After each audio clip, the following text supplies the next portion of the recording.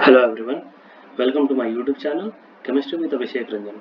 तो आज के वीडियो में हम लोग IIT JEE 2019 केमिस्ट्री का पेपर एनालिसिस करेंगे। वीडियो स्टार्ट करने से पहले अगर अभी तक आप लोगों ने चैनल को सब्सक्राइब नहीं किया है तो चैनल को सब्सक्राइब कर दे और बेल आइकन प्रेस करना ना भूलें। तो आइए हम स्टार्ट करते हैं। तो इसमें सेक्शन 1 है और जो आपका सिंगल करेक्ट आपका है। तो देखते हैं इस पे क्वेश्चन किस तरीके से पूछा गया है। The correct order of acidic strength of the following carboxylic acid। देखिए, तो इसमें आपको कुछ एसिड दे रखा है, इसमें सभी का एसिडिक कैरेक्टर कंपेयर करना है।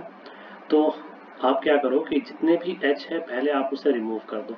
जैसे मान लो कि हमने यहाँ पे इसका H को रिमूव कर दिया, H को रिमूव कर दिया, इस पे नेगेटिव चार्ज। यहाँ से हमने H को रिमूव कर दिया, इस पे नेगेटिव चार्ज, इस पे H को रिमूव कर दिया, इस पे नेगेटिव चार्ज, और यहाँ से H को रिमूव कर दिया, इस पे नेगेटिव चार्ज। अब कार्बन आयन का स्टेबिलिटी जितना ज़्यादा होगा उतना ज़्यादा उसका एसिडिक कैरेक्टर होगा। हमें पता है कि -I और -M, यानी कि अगर इलेक्ट्रॉन विड्रॉइंग ग्रुप अगर रहेगा अटैच तो उसका एसिडिक कैरेक्टर काफ़ी ज़्यादा होगा। तो अगर उसके बेसिस पे अगर हम चेक करें तो हम श्योरली कह सकते हैं कि ऑप्शन 1 जो होगा वो सबसे ज़्यादा यहाँ पर एसिडिक होगा चारों में। तो वो सिर्फ तुम्हारा 2 ऑप्शन में, 1 और 3 ऑप्शन में। अब उसके बाद बात करते हैं कि कौन होगा। तो यहाँ पे देखो आप sp2 हाइब्रिडाइज है तो 1 के बाद जो हो जाएगा वो आपका हो जाएगा 2। अब बात करते हैं 3 और 4। तो माना कि यहाँ पे ऑक्सीजन का जो है लोन पेयर है और ये लोन पेयर जो होगा वो +m इफेक्ट लगाएगा तो बेंजीन में इलेक्ट्रॉन डेंसिटी को बढ़ाएगा। लेकिन ये ओवरऑल अगर पूरे बेंजीन की बात करें तो ये भी आपका -I इफेक्ट लगा सकता है। और यहाँ पे ये दोनों sp3 हाइब्रिडाइज है तो इसका सिर्फ और सिर्फ +I लग सकता है। इसलिए उसके बेसिस पे, और चूंकि इसका +M डायरेक्टली इसके नेगेटिव चार्ज को अफेक्ट नहीं कर सकता है, सिर्फ तुम्हारा इंडक्टिव के थ्रू ही इसको अफेक्ट कर सकता है। इसलिए सबसे ज्यादा एसिडिक कैरेक्टर 1 के बाद 2 हो जाएगा, 2 के बाद 3 एंड देन 4। सो हमारा फर्स्ट ऑप्शन करेक्ट होगा। आइए हमारा अगला क्वेश्चन है, the green colour produced in the borax bead test of a chromium 3 salt is due to. Okay, तो इस पे हम सिंपल रिएक्शन लिख लेते हैं। जैसे कि मान लो Na2B4O7.10H2O, तो ये हमारा होता है बोरैक्स। तो जब इसे हम हिट करते हैं तो सबसे पहले Na2B4O7 और जो 10 मॉलिक्यूल ऑफ वाटर होता है वो ड्यू टू हीटिंग इफेक्ट वो रिलीज हो जाता है। अब जब हम इस Na2B4O7 को, जो कि डिहाइड्रेटेड बोरेक्स है, जब इसको फर्दर हीट करते हैं तो B2O3 यानी कि बोरिक एनहाइड्राइड मिलेगा हमें, और साथ में हमें सोडियम मेटाबोरेट NaBO2 मिलता है। अब हम क्या करते हैं कि क्रोमियम 3 कॉम्प्लेक्स है, तो जब हम क्रोमियम 3 कॉम्प्लेक्स को Br2O3 से हम रिएक्शन कराते हैं तो हमें मिलता है CrBO2 होल थ्राइस, और ये आपका होता है deep green solution, deep green Beed होता है। तो यहाँ पे आप कह सकते हो कि जो ऑप्शन यहाँ पे थर्ड है वो आपका करेक्ट होगा। आइए हमारा अगला क्वेश्चन है, calamine, malachite, magnetite and cryolite respectively. अब कैलामाइन तो हमें पता है कि ये जिंक कार्बोनेट को कहा जाता है। मैलाकाइट जो होता है वो कॉपर कार्बोनेट और हाइड्रेटेड कॉपर, यहाँ पे हम कह सकते हैं कि हाइड्रोक्साइड होता है। मैग्नेटाइट तो Fe3O4 को हम कहते हैं, और क्रायोलाइट Na3AlF6। तो इसमें करेक्ट ऑप्शन जो है हमारा ऑप्शन 1 हो जाएगा। हमारा अगला क्वेश्चन है, molar conductivity of aqueous solution of sodium stearate, that means C17H35COONa, ये आपका हो जाएगा, which behaves as a strong electrolyte, is recorded at varying concentration of sodium stearate. Which of one of the following plots provides a correct representation of the micelle formation? हमें पता है कि जब concentration CMC से ज्यादा हो जाता है तब उसके बाद वहां पे हम कहते हैं कि मिसल का फॉर्मेशन स्टार्ट हो जाता है। अगर हम सोडियम स्टेरेट की बात करें तो जब ये हम बात करते हैं कि तुम्हारा ये डाइल्यूट के केस में होता है तो ये बिहेव करता है एज अ स्ट्रॉन्ग इलेक्ट्रोलाइट, और हमें पता है कि जो स्ट्रॉन्ग इलेक्ट्रोलाइट का जो डेल्टा M वर्सेस अगर हम रूट सी यानी मोलर कंडक्टिविटी और कॉन्सेंट्रेशन का वेरिएशन देखें तो वेरिएशन कुछ इस तरीके से आता है। तो अगर इस नेचर की अगर हम बात करें स्ट्रॉन्ग इलेक्ट्रोलाइट में तो सिर्फ यहाँ पे आपका थर्ड और फोर्थ ग्राफ है, जिसमें और एक आप फर्स्ट ग्राफ कह सकते हो। अब आप देखो CMC के बाद देखो यहाँ पर भी CMC का पॉइंट अवेलेबल है, यहाँ भी CMC का पॉइंट है, इस पे भी CMC का पॉइंट है, लेकिन इन तीनों CMC में करेक्ट ग्राफ कौन सा होगा ये आप सोचो। देखो जब मिसल का फॉर्मेशन होता है तो हमें पता है कि जो जितने भी स्टेरेट आयन होते हैं वो तुम्हारा एग्रीगेट बनाना शुरू कर देते हैं, एग्रीगेट बनना यहाँ पे शुरू हो जाता है। तो जब ये एग्रीगेट बनेगा तो जो आपका नंबर ऑफ आयंस है वो आपका डिक्रीज होने लगेगा। जब नंबर ऑफ आयंस डिक्रीज करेगा डेफिनेटली वहां पे मोलर कंडक्टिविटी उसका डिक्रीज करेगा। सो मतलब ये कि आफ्टर CMC जो होगा वो मोलर कंडक्टिविटी में और स्टीप चेंज हमें डिक्रीमेंट देखने को मिलेगा। तो इसमें हम देखेंगे तो यहाँ पे CMC के बाद जो है वो कांस्टेंट है लेकिन यहाँ पे डिक्रीज करा, सो ऑप्शन 4 जो होगा वो करेक्ट होगा। हमारा अगला क्वेश्चन है, ये आपका सेक्शन 2 क्वेश्चन है, इसमें आपका मल्टीपल करेक्ट हो सकता है, एक या एक से ज्यादा, और इसमें आपका पार्शियल मार्किंग भी दिया गया था। तो आइए हमारा क्वेश्चन है, choose the reaction from the following option for which of the standard enthalpy of reaction is equal to the standard enthalpy of formation। Means अगर मान लो हमने कोई एक सपोज हमें AO बनाना है, तो AO जो है वो मान लो कि इसका स्टैंडर्ड एंथैल्पी ऑफ फॉर्मेशन कहने का मतलब होता है हम इसका 1 मोल प्रिपेयर करते हैं। तो सपोज हमने A और मान लो हमने हाफ ऑक्सीजन हमने मिलाया और हमने क्या बना लिया, AO बना लिया। तो इस पूरे रिएक्शन के लिए जो इंथाल्पी ऑफ रिएक्शन होता है वो इक्वल हो जाता है enthalpy of formation of AO। तो हमें किस बात का ध्यान देना है कि सबसे पहले यहाँ पे आपका 1 मोल बनना चाहिए और साथ ही साथ A और O जो यहाँ पे हमने लिया वो है ये एक्चुअली रूम टेम्परेचर पे किस स्टेट पे एग्जिस्ट करता है, इस बात का भी ध्यान देना है हमें। तो देखो सबसे पहले तो 1 मोल सेलेक्ट कर लो, देखो यहाँ पे 1 मोल है, इस पे 1 मोल है, यहाँ 2 मोल है, यहाँ पे 1 मोल है, मतलब ये ऑप्शन तो डिस्कार्ड कर सकते हैं। अब आप ध्यान से देखो कि जब हम यहाँ पे आते हैं तो सल्फर लिया गया सॉलिड फॉर्म में, ऑक्सीजन गैस के फॉर्म में, बिल्कुल सही है, इसी फॉर्म में एग्जिस्ट करता है। तो यानी कि 1 जो होगा इसमें हम कह सकते हैं डेल्टा H R और delta H not F SO2 का दोनों इक्वल होगा। सो फर्स्ट ग्राफ के लिए ये हो सकता है। सेकंड तो हमने डिस्कार्ड कर दिया। थर्ड पे आते हैं, ओजोन के 1 मोल का फॉर्मेशन हो रहा। आप यहाँ पे ध्यान से देखो कि ऑक्सीजन लिया गया जो कि गैस के फॉर्म में रूम टेम्परेचर पर पाया जाता है, तो ये भी ऑप्शन करेक्ट होगा। देखिए हमारा फोर्थ ऑप्शन में ध्यान से देखो, यहाँ पे कार्बन गैस के फॉर्म में लिया हुआ, जबकि कार्बन का जो स्टेबल एलोट्रोपिक फॉर्म होता है हम ग्रेफाइट कंसिडर करते हैं, तो जो कि सॉलिड फॉर्म में होता है, इसलिए फोर्थ को हम यहाँ पे enthalpy of reaction enthalpy of formation के इक्वल नहीं कह सकते। सो ऑप्शन यहाँ पे आपका 1 और 3 जो होगा ये करेक्ट ऑप्शन होगा। आइए हमारा अगला क्वेश्चन है, a tin chloride Q undergoes the following reaction, और यहाँ पे Q का आपका रिएक्शन कराया गया है, 3 स्टेप में अलग अलग रिएक्शन है। आप इसमें एक चीज ध्यान से देखो, अगर हम टीन क्लोराइड की बात करते हैं तो बेसिकली 2 क्लोराइड हमारे जहन में आती है, एक SnCl2 और एक SnCl4 इन जनरल। अगर हम जनरली बात करें तो अगर हम SnCl2 लेकर अगर हम स्टार्ट करें और फिर देखें कि जो भी ऑप्शन है क्या उसे मैच कर रहा है, तो उस पर हम लोग तुम्हारा आगे प्रोसीड कर सकते हैं। तो जैसे मान लो कि हमने तुम्हारा SnCl2 मान लिया Q को, उसके बाद जब ये Cl माइनस से रिएक्ट करेगा तो ऑब्वियसली ये SnCl3 माइनस बनाएगा, यानी ये हमारा X हो गया। उसके बाद अगर हम बात करें Q जो कि SnCl2 है और ये Me3n, तो आपको पता है N के पास लोन पेयर है और टीन के पास वैकेंट ऑर्बिटल हो सकता है, तो ये अपना लोन पेयर इसके वैकेंट ऑर्बिटल में डोनेट कर सकता है। तो यहाँ पे आपका Me3n और ये आपका प्लस और ये आपका हो जाएगा Sn माइनस Cl2, मतलब ये एक तरह से आपका बन गया सॉल्ट। ठीक है, एसिड बेस रिएक्शन हुआ लुईस एसिड और बेस के बीच में। फिर बोला जा रहा है SnCl2 को जब हम CuCl2 के साथ रिएक्शन कराते हैं तो आपका बोला जा रहा है कि Z बन रहा है और आपका CuCl बन रहा है, तो यह आपका SnCl4 हो जाएगा, क्योंकि देखो कॉपर का यहाँ पे रिडक्शन हो रहा है तो Sn को ऑक्सीडाइज होना पड़ेगा, तो इसलिए यहाँ पर आपका क्या हो जाएगा, CuCl हो जाएगा। अब आप देखो अगर आप थर्ड रिएक्शन को देखते हैं और टीन क्लोराइड था, तो चूंकि इसका रिडक्शन हो रहा था यहाँ पे, तो डेफिनेटली यहाँ पे जो भी टीन क्लोराइड होगा उसका ऑक्सीडेशन होगा, इसलिए मोस्ट प्रोबेबली हम सेलेक्ट किसको करेंगे, SnCl2 को। आप SnCl4 को डिस्कार्ड कर सकते हो। सो यहाँ पे आपका Q जो होगा वो करेक्ट स्ट्रक्चर क्या होगा, SnCl2 का, और यहाँ पर ये आपका बन गया Z। अब आप देखो क्या बोला जा रहा है, the oxidation state of the centre atom in Z is +2, जबकि यहाँ पे ये +4 है, सो ऑप्शन 1 आपका डिस्कार्ड हो गया। The central atom in Z has 1 lone pair, Z के पास 1 लोन पेयर होगा, ये बोला जा रहा है इसमें। तो ऑब्वियसली इसके पास तो एक भी तुम्हारा लोन पेयर नहीं है, तो आप यहाँ से इसे भी डिस्कार्ड कर सकते हो। The central atom X is sp3 hybridise, X की अगर बात करेंगे तो ऑब्वियसली इसका हाइब्रिडाइजेशन हम यहाँ पे देख सकते हैं। अगर टी रेशियो निकालना चाहे तो 4 + 3 + 1/2 that is 8, that is sp3। So ये तो आपका करेक्ट है।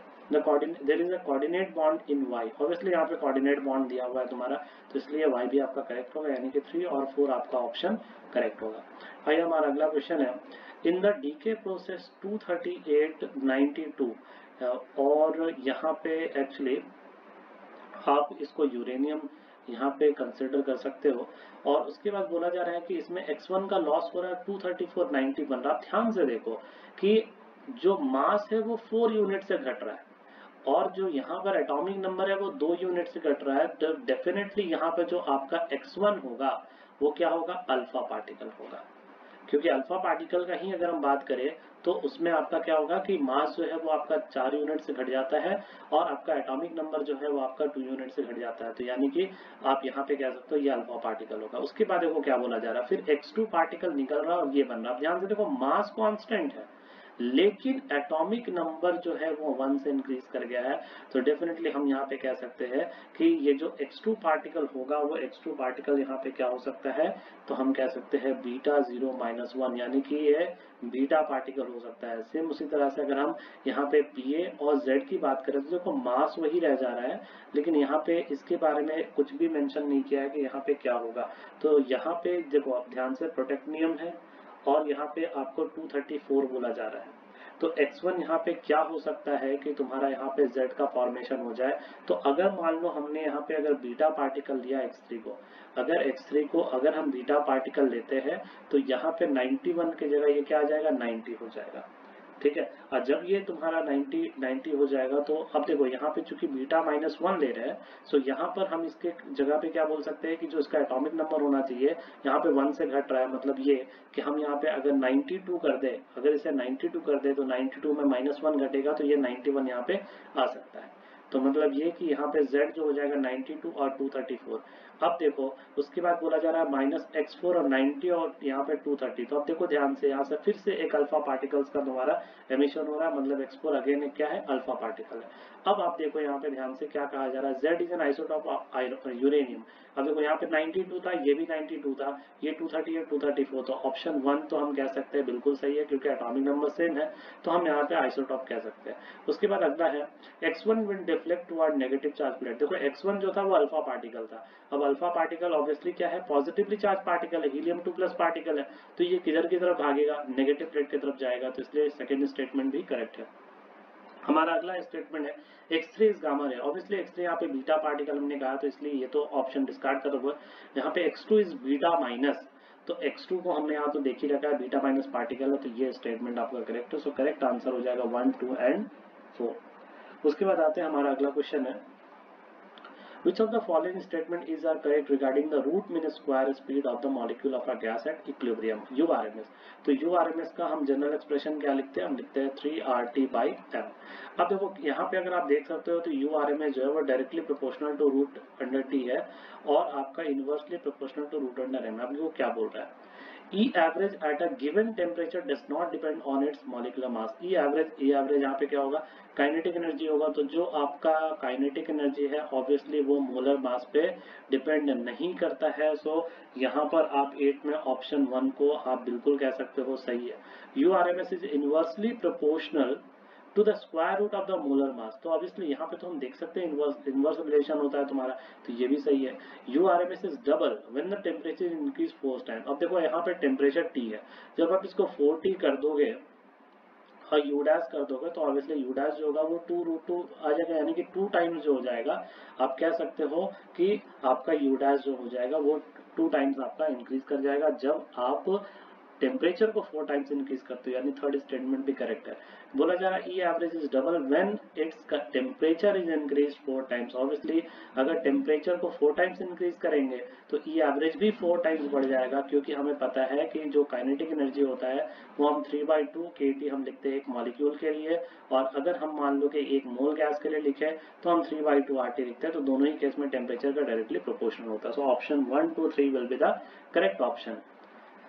हमारा अगला क्वेश्चन है, choose the correct option for the following set of the reaction. Okay, अब यहाँ पे रिएक्शन दिया जा रहा है C6H10O, तो अब इसलिए साइक्लोहेक्सेन ही कंसिडर हम लोग करेंगे यहाँ पे। तो देखो सबसे पहले तो इसका डिग्री ऑफ अनसैचुरेशन निकाल लिया जाए, तो डिग्री ऑफ अनसैचुरेशन है 1, तो ऑब्वियसली 6 मेंबर रिंग होगा। तो सबसे पहले हम लोग 6 मेंबर रिंग बना लेते हैं।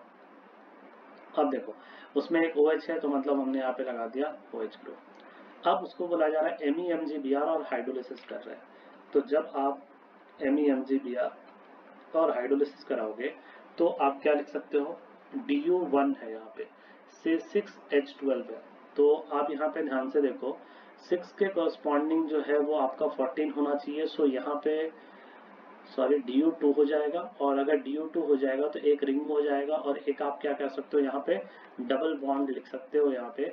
तो हमारा जो करेक्ट स्ट्रक्चर होगा इस जगह पे OH नहीं होगा, ये आपका डबल बॉन्ड हो जाएगा। अब देखो Me जो है वो जाकर इस पर अटैक करेगा, और हाइड्रोलिसिस के बाद आप कह सकते हो कि हाइड्रोलिसिस के बाद वहां पे आपका क्या आ जाएगा, OH ग्रुप आ जाएगा, और यहाँ पे आपका Me ग्रुप आ जाएगा। अब आप देखो उसके बाद किससे रिएक्ट कराया जा रहा है, उसके बाद बोला जा रहा है कॉन्सेंट्रेटेड HCl। अच्छा ये हमारा Q है। उसके बाद जब हम इसे HCl से रिएक्शन कराएंगे तो ऑब्वियसली पहले प्रोटोनेशन हो जाएगा, OH2 प्रोटोनेशन, यहाँ पे आपका मिथाइल ग्रुप, एंड देन उसके बाद Cl माइनस जो होगा वो अटैक करके वाटर को बाहर निकाल सकता है, और यहाँ पे आपका हो जाएगा Cl और ये आपका मिथाइल। अब उसके बाद ये आपका बन गया है S, ठीक है, ये आपका बन गया S। अब बोला जा रहा है उसी Q को हम रिएक्शन करा रहे हैं H3PO4 और हिट कर रहे हैं। तो जब इसे हम H3PO4 यानी कि एसिडिक मीडियम और जब हम हिट करेंगे तो एलिमिनेशन होगा। तो इसलिए आप यहाँ पर सबसे पहले तो इसको प्रोटोनेशन करा दो, ये Me। अब चूंकि मेजर प्रोडक्ट यहाँ पे आपको बोल रहा है, तो मेजर प्रोडक्ट जब हिट करेंगे तो यहाँ से हमारा वाटर का लॉस हो जाएगा। तो अगेन हम यहाँ पे कह सकते हैं कि हमारा प्रोडक्ट ये बन जाएगा। तो ये हो गया हमारा R। अब उसके बाद बोला जा रहा है कि इसमें हम एक बार H2Ni से रिएक्शन करा रहे हैं, देन उसके बाद Br2HNO।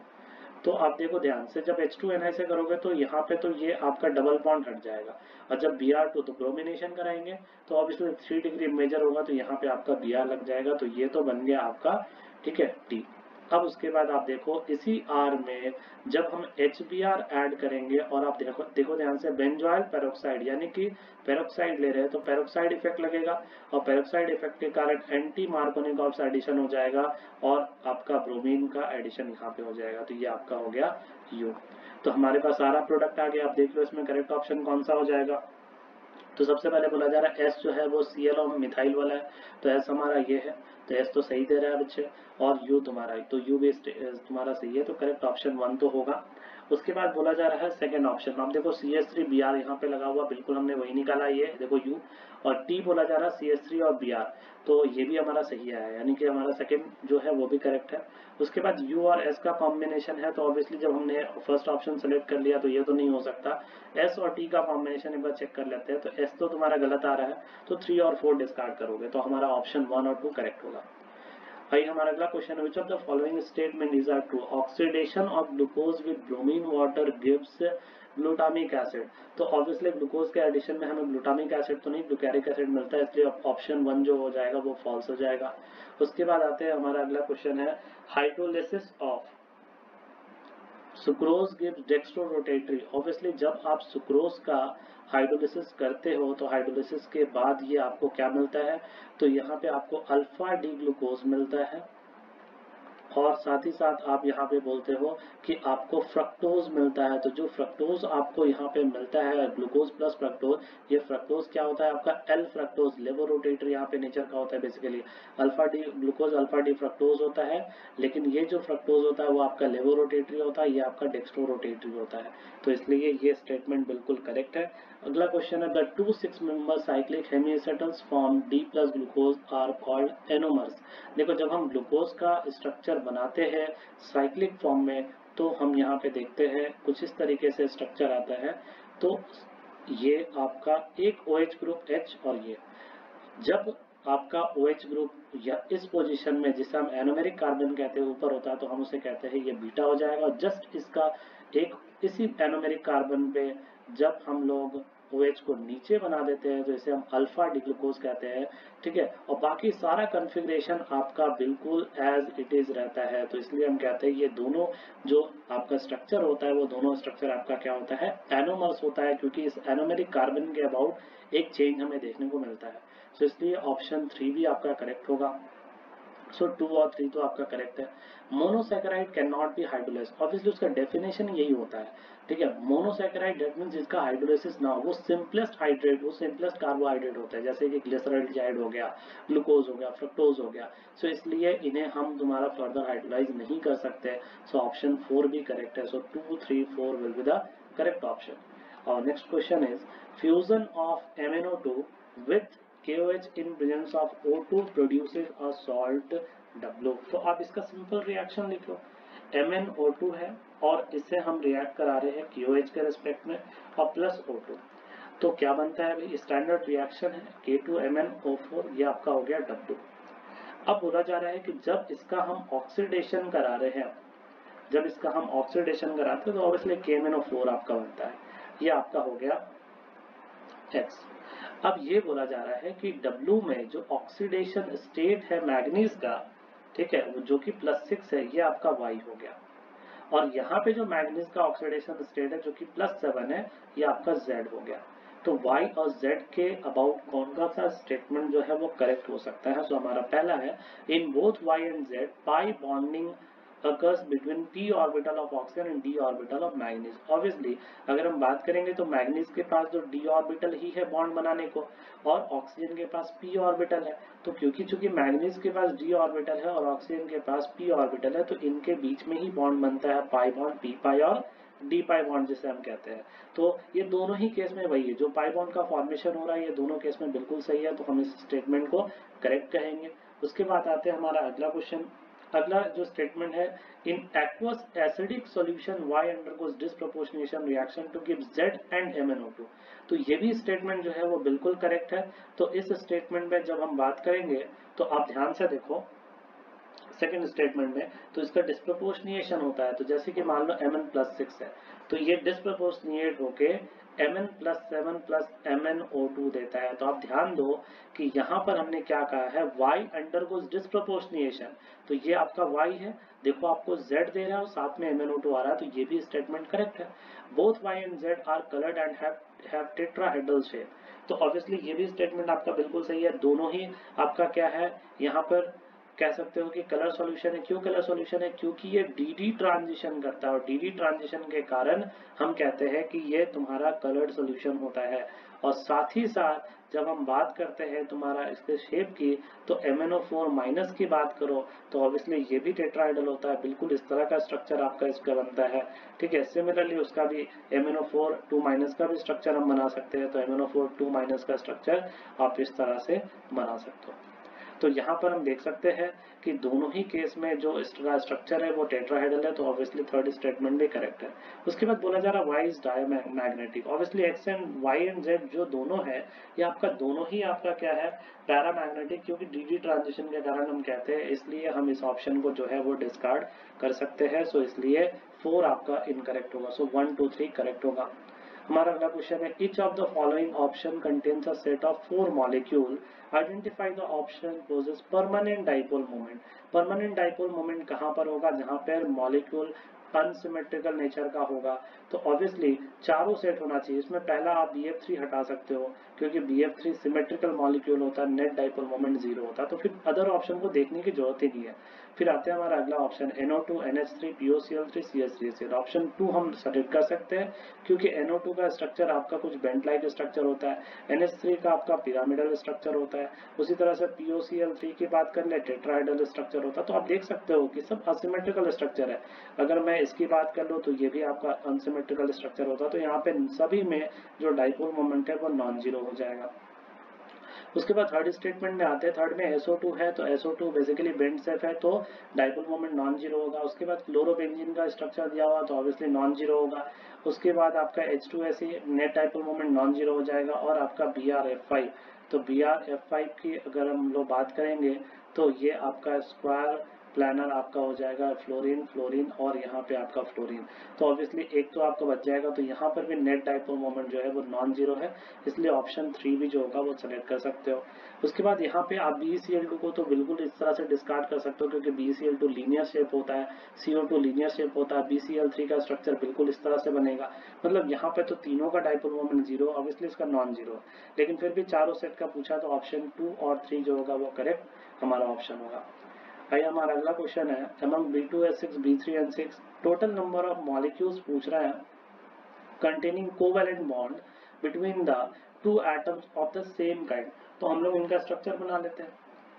अगर हम B2S6 की अगर हम बात करें तो इसका ब्रिज बॉन्डिंग लाइक स्ट्रक्चर बनेगा, तो ये हमने बना लिया। उसके बाद B3N3H6 की बात कर ले तो ये आपका हो गया B3N3 का H6 का आपका स्ट्रक्चर, जिसे हम बोराजीन के नाम से भी जानते हैं। और यहाँ पे आपको बैक बॉन्डिंग देखने को मिलेगा, ऑब्वियसली सिमेट्रिकल स्ट्रक्चर है तो इसका। और यहाँ पे आप देख लो बोला जा रहा है सेम काइंड ऑफ एटम्स के बीच में होना चाहिए, तो अभी तक दोनों स्ट्रक्चर में सेम काइंड ऑफ एटम हमें देखने को नहीं मिला है। N2O का स्ट्रक्चर बना लो तो देखो इसका स्ट्रक्चर इस तरह से होता है, तो यहाँ पे N और N के बीच में आपका है, तो ये स्ट्रक्चर तो बिल्कुल है। फिर N2O4 का स्ट्रक्चर अगर हम लोग बना ले तो N2O4 का स्ट्रक्चर आपका कुछ इस तरीके से हो जाएगा, तो यहाँ पर भी सेम काइंड के बीच में आपको बॉन्ड देखने को मिल रहा है, तो ये भी आपका एक ऑप्शन हो सकता है। H2S2O3 इसका स्ट्रक्चर जब आप बना लोगे तो स्ट्रक्चर जो है वो कुछ इस तरीके से हो जाएगा H2S2O3। तो देखो यहाँ पे सल्फर सल्फर के बीच में सेम काइंड ऑफ बॉन्ड है, मतलब ये भी आपका बॉन्ड होगा। H2S2O8, तो H2S2O8 का अगर हम लोग स्ट्रक्चर बना ले तो SOOS यहाँ पे पेरोक्सिल लिंक आपको देखने को मिलेगा। सो यहाँ पे आप कह सकते हो कि यहाँ पर भी सेम काइंड ऑफ एटम के बीच में बॉन्ड है, मतलब टोटल 4 मॉलिक्यूल ऐसे हैं जहाँ पर सेम काइंड ऑफ एटम के बीच में कोवेलेंट मॉलिक्यूल एग्जिस्ट कर रहा है। सो करेक्ट आंसर क्या हो जाएगा 4। आइए हमारा अगला क्वेश्चन है, on dissolving 0.5 gram of a non volatile non ionic solute.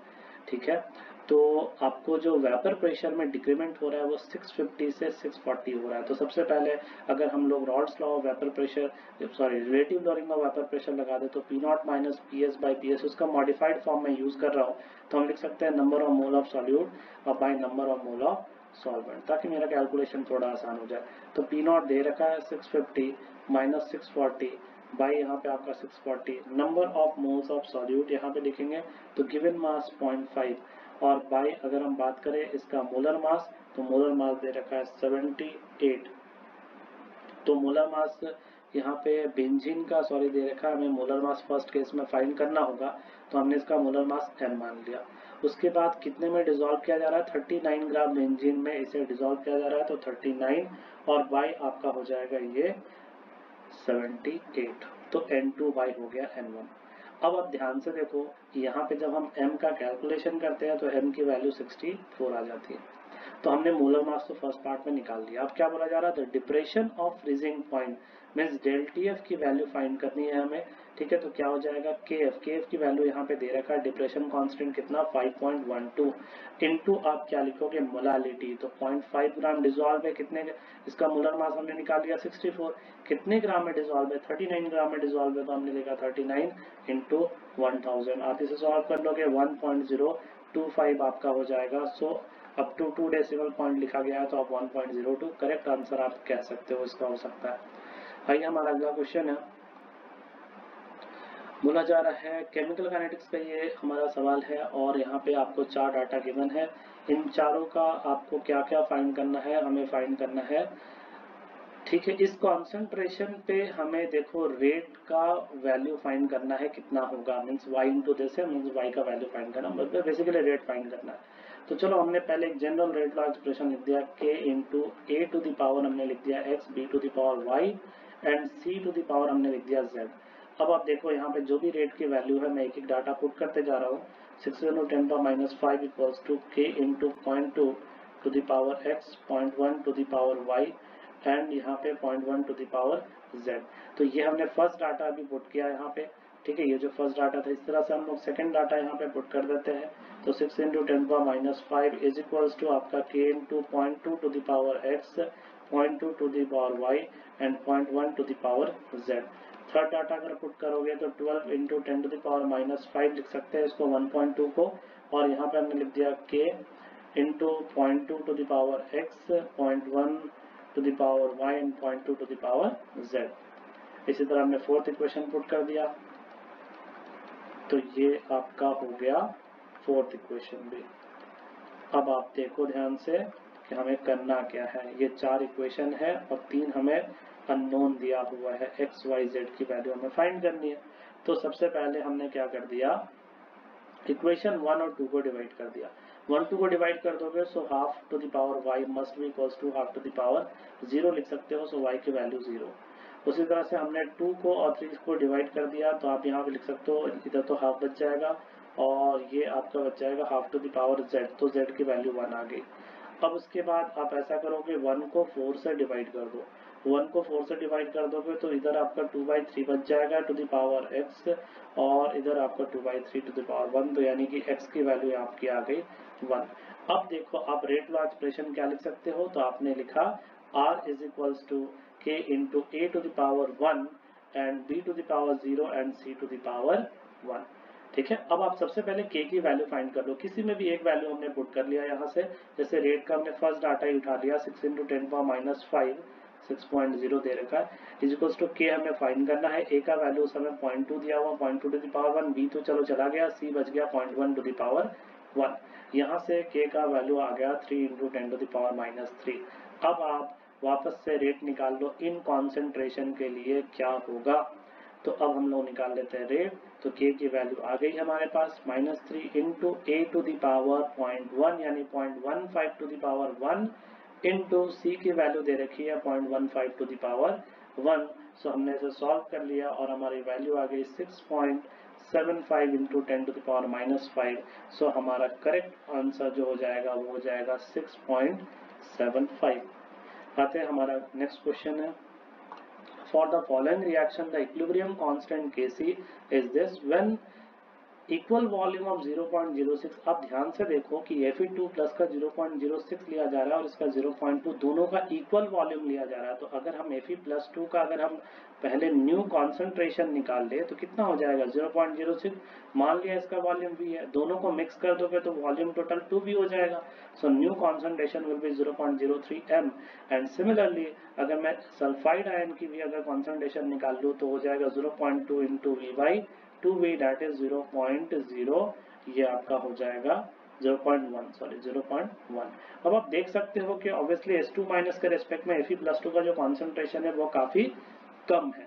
ठीक है, तो अब हमें इक्विलिब्रियम का कॉन्सेंट्रेशन निकालना है Fe+2 का, तो चलो हम लोग तुम्हारा बढ़ते हैं। तो देखो बच्चे, सबसे पहले हमने लिखा इसका इक्वेशन Fe+2 एंड ये आपका हो जाएगा Fe+2 aqueous plus S2 minus aqueous और ये आपका बना रहा है FeS का प्रेसिपिटेट। ठीक है, तो इसका कॉन्सेंट्रेशन 0.03 एंड इसका कॉन्सेंट्रेशन 0.1 दे रखा है। कुछ टाइम के बाद ऑब्वियसली चेंज होगा तो 0.03 माइनस x और ये हो जाएगा आपका 0.1 माइनस x। अब आप एक चीज ध्यान देना बच्चे कि Fe+2 की जो कॉन्सेंट्रेशन S2 माइनस के रेस्पेक्ट में काफी कम है, तो अगर हम किसी सर्टेन टाइम पे इसकी कॉन्सेंट्रेशन अगर हम 0 मान लें, मतलब हमने मान लिया कि ये पूरा खत्म हो जाए, तो अगर ये पूरा खत्म हो जाएगा तो ऑब्वियसली इक्विलिब्रियम में है, तो कुछ देर के बाद वापस से इक्विलिब्रियम अटेन करते वक्त Fe+2 का कोई सर्टेन कॉन्सेंट्रेशन आ जाएगा, उसी कॉन्सेंट्रेशन को हमें क्या करना है यहाँ पे फाइंड करना है। तो हमने ऐसा कहा कि भाई 0.03 माइनस x जो है वो अप्रोच करेगा 0, सो x की वैल्यू 0.03, सो यहाँ से इसकी वैल्यू 0.07 आ जाएगी। अब हमें इसका इक्विलिब्रियम का कॉन्सेंट्रेशन फाइंड करना है, तो यही है हमारा T=T इक्विलिब्रियम का कॉन्सेंट्रेशन जो हमें कैलकुलेट करना है।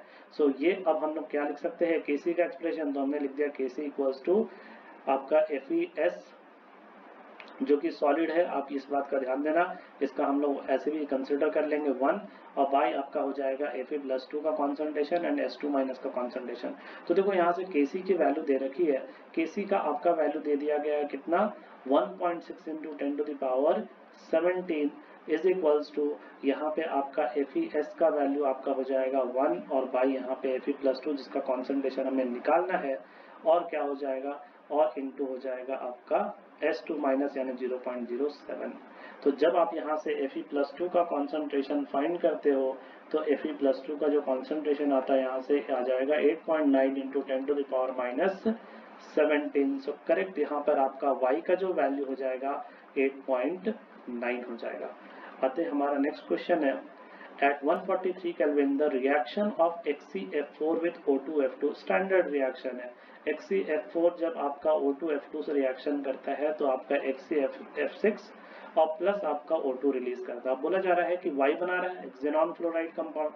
अब बोला जा रहा है वाई में कितने टोटल लोन पेयर्स है होल मॉलिक्यूल में, तो हमें इसका स्ट्रक्चर पता है, कैप्ड ऑक्टाहेड्रल इसका स्ट्रक्चर हम लोग कहते हैं, एक लोन पेयर के साथ होता है ये। तो हमें सारे लोन पेयर को काउंट करना है। तो देखो टोटल 6 फ्लोरीन है, सभी के पास जो है वो 3 लोन पेयर है, तो 3 तो 18 हो गए।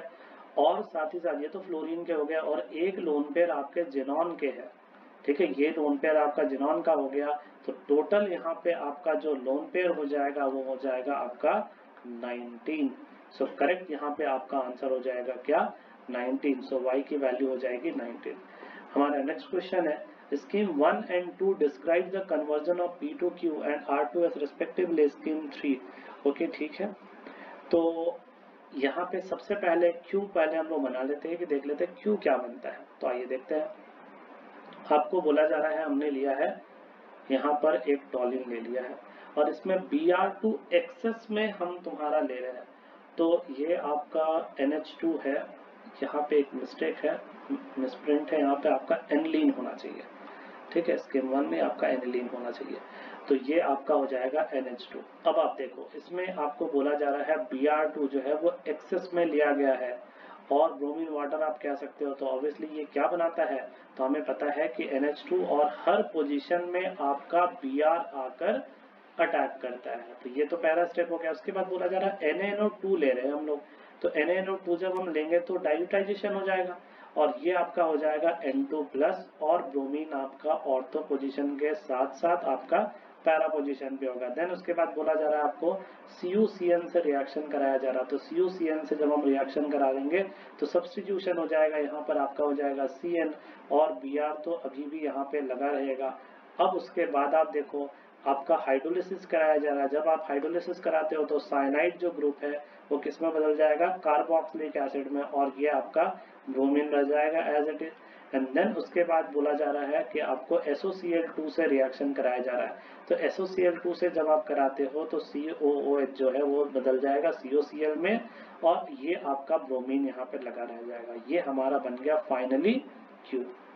अब देखते हैं कि स्कीम 2 में बोला जा रहा है कि बेंजीन है, और इस बेंजीन में हम सबसे पहले ओलियम ले रहे हैं। तो obviously standard case of sulphonation, तो यहाँ पे आपका SO3H हो जाएगा। उसके बाद बोला जा रहा है NaOH है, तो NaOH में ये आपका क्या हो जाएगा, SO3Na। एंड देन उसके बाद जब आप इसका हाइड्रोलिसिस कराते हो तो क्या बन जाता है, तो एक्चुअली NaOH के प्रेजेंस में अगर हम बात करें तो ये आपका ONA के फॉर्म में कन्वर्ट हो जाता है, ये ONA, और H+ के प्रेजेंस में ये फाइनली बदल जाता है फेनॉल में। अब आप इस फेनॉल में जब आप Br2, और देखो आप ध्यान से नॉन पोलर सॉल्वेंट दिया गया है कार्बन डाइसल्फाइड, तो क्या होगा, मेजर प्रोडक्ट कंसीडर करने बोल रहा है, तो अब इसलिए पैरा पे हो जाएगा ब्रोमीन। तो ये आपका हो गया S। अब आप देखो ध्यान से, S को NaOH से रिएक्शन कराया जा रहा है, मीन्स ये जो आपका यहाँ पर OH है, ठीक है, और ये आपका Br है, ठीक है। आप ध्यान दो, इस S को बोला जा रहा है कि हम रिएक्शन करा रहे हैं तुम्हारा NaOH से, और हमारा T का फॉर्मेशन हो रहा है, ठीक है। और यहाँ पे क्या बोला जा रहा है, T के बारे में पूछ रहा है कि बताओ T में कितने नंबर ऑफ ब्रोमीन एटम्स हो सकते हैं। तो सबसे पहले आप इसमें NaOH से रिएक्शन करा दो, तो ये क्या बन जाएगा आपका ONA बन जाएगा, और यहाँ पे Br। और देखो सेकंड में कैसे रिएक्शन करा रहा है, Q से। तो जो Q है वो हमारा बन के तैयार हो चुका है, देखो यहाँ पे हमने Q बना लिया था। तो इस Q से अब हम लोग इसे रिएक्ट कराएंगे। तो आप ध्यान देना बच्चे कि कहाँ पे एग्जैक्टली जाकर ये अटैक करने वाला, अब आपको पोजीशन भी दिख गया होगा अटैक का। अब देखो ये जो आपका ऑक्सीजन का लोन पेयर है, ये ऑब्वियसली इस पे अटैक करेगा, ये 5 बॉन्ड शिफ्ट करेगा, वापस आएगा, तो यहाँ से Cl as a living group बाहर। सो हमारा रिक्वायर्ड स्ट्रक्चर जो हो जाएगा वो आपका हो जाएगा C डबल बॉन्ड O, और यहाँ से आपका लग जाएगा बेंजीन, और इसके पैरा पोजीशन में आपका ब्रोमीन होगा, और इसके हर पोजीशन में आपका ब्रोमीन लग जाएगा। अब आप देखो यहाँ पे नंबर ऑफ ब्रोमीन एटम्स इस रिक्वायर्ड स्ट्रक्चर में कितने हैं, तो obviously total number of bromine atoms कितने हैं, 4। सो हमारा करेक्ट आंसर क्या हो जाएगा, नंबर ऑफ ब्रोमीन एटम्स, देखो total number of bromine atoms, answer will be 4। तो ये तो हमने कर लिया कंप्लीट इसका वीडियो सॉल्यूशन पेपर 1 का। इस तरह से हम लोग पेपर 2 का भी सॉल्यूशन देखेंगे। तो इस वीडियो के लिए इतना ही। Thank you so much.